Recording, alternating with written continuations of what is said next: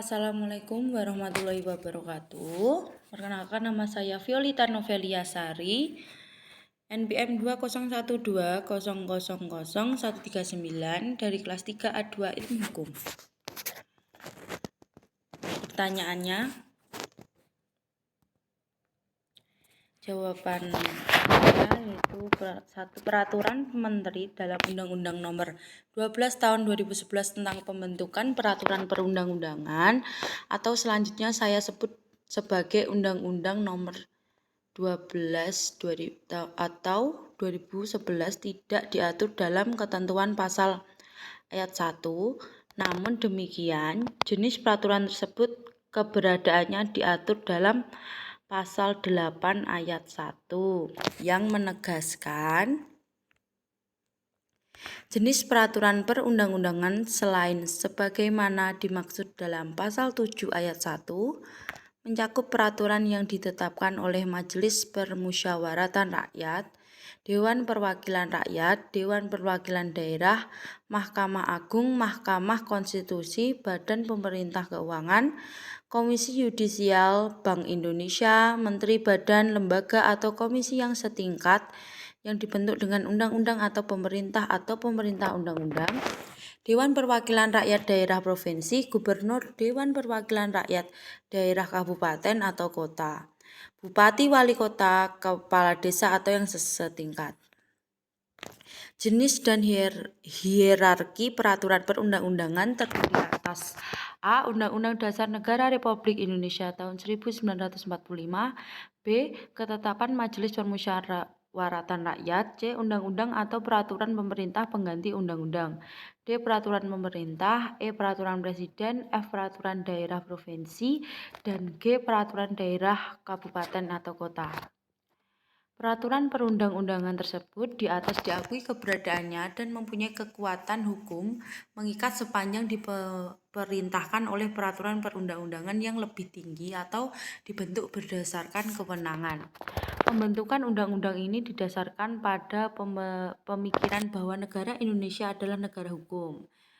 Bagaimana negara hukum yang segala aspek kehidupan dalam bidang kemasyarakatan, kebangsaan, dan kenegaraannya harus berdasarkan sistem hukum nasional.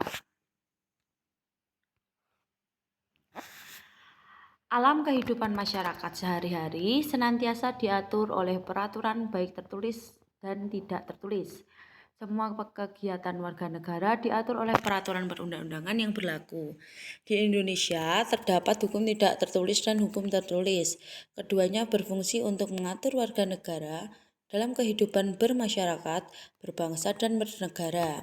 Hukum tidak tertulis adalah norma atau peraturan tidak tertulis yang telah dipakai oleh masyarakat dalam kehidupan sehari-hari. Biasanya sudah turun-temurun dan tidak dibuat secara resmi oleh lembaga yang berwenang. Contohnya norma kesusilaan, norma kesopanan, dan norma adat. Hukum tertulis itu adalah bentuk tulisan yang dibuat oleh lembaga yang berwenang seperti peraturan perundang-undangan. Dalam Undang-Undang Nomor 12 Tahun 2011 tentang pembentukan peraturan perundang-undangan disebut dalam pasal 7 ayat 1, jenis dan hierarki peraturan perundang-undangan terdiri dari Undang-Undang Dasar tahun 1945, ketetapan MPR, Undang-Undang atau Perpu, PP, Perpres, Perda Provinsi, dan Perda Kabupaten. Selain peraturan perundang-undangan yang terdapat di dalam hierarki, juga terdapat peraturan perundang-undangan di luar hierarki, sebagaimana yang disebut dalam pasal 8 ayat 1 Undang-Undang Nomor 12 Tahun 2011. Fungsi dan peraturan perundang-undangan secara umum terbagi menjadi dua. Yang pertama itu fungsi internal. Yang fungsi internal ini fungsi penciptaan hukum, fungsi pembaruan hukum, fungsi integrasi atau pluralisme sistem hukum, dan fungsi kepastian hukum. Sedangkan fungsi eksternal meliputi fungsi untuk melakukan perubahan, fungsi stabilitas, dan fungsi kemudahan.